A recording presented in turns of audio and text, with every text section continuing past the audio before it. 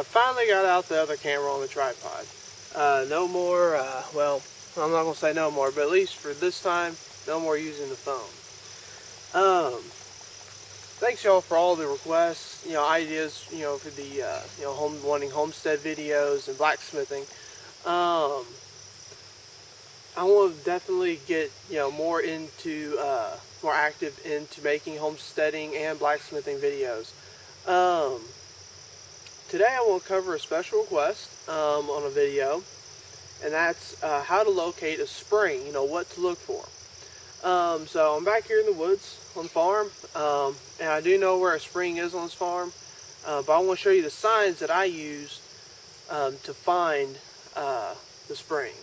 So let me show you the first thing to look for. Alright, the first main thing to look for, in my opinion, when looking for a spring is the lay of the land. As you can see here, this hill goes off in two directions and makes like a V shape. And it just does that abruptly. There's a flat spot here where there's a road, but it only does that in there. Something made that land like that, and that something would be water. Now, the source of that water could simply just be runoff, or it could be a water source like a spring, or a combination of both, which I know in this case, that's what it is a combination of both. So the best way to really start looking for a spring is to start walking these hillsides and looking for small, like almost rocky areas that are wet. Rocks. So I want to go down here, walk down this hill, and I'll show you what I'm talking about. Alright, well, here we are down in this little gully here between these two hills. And you can see there is water coming down, and it's like a small creek bed. Almost. Now that water has to come somewhere, and since it hasn't rained in the past week, that water's got to be coming from a spring.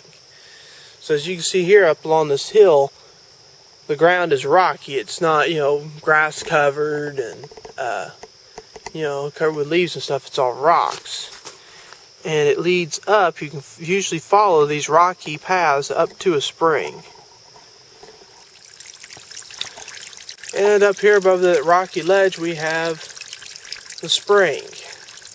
Now, this is the one, like I said, I already knew this one was here. This is where I started the spring house project. But anyways, those are the signs I use, find a gully, because water made those gullies in the hills. Whether it be runoff or a spring or a mixture of both. In this case, it was a mixture of both.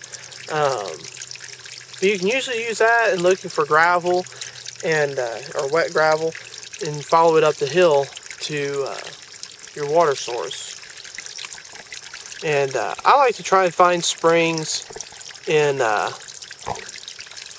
winter, late winter, early fall, or early spring, because then what you can do is, the ground is really, really wet that time of year, beginning of spring, end of winter.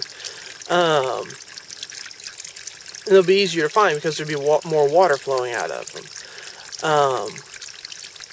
But you don't want to do anything to it until you watch how it does through the summer, the dry months of the year.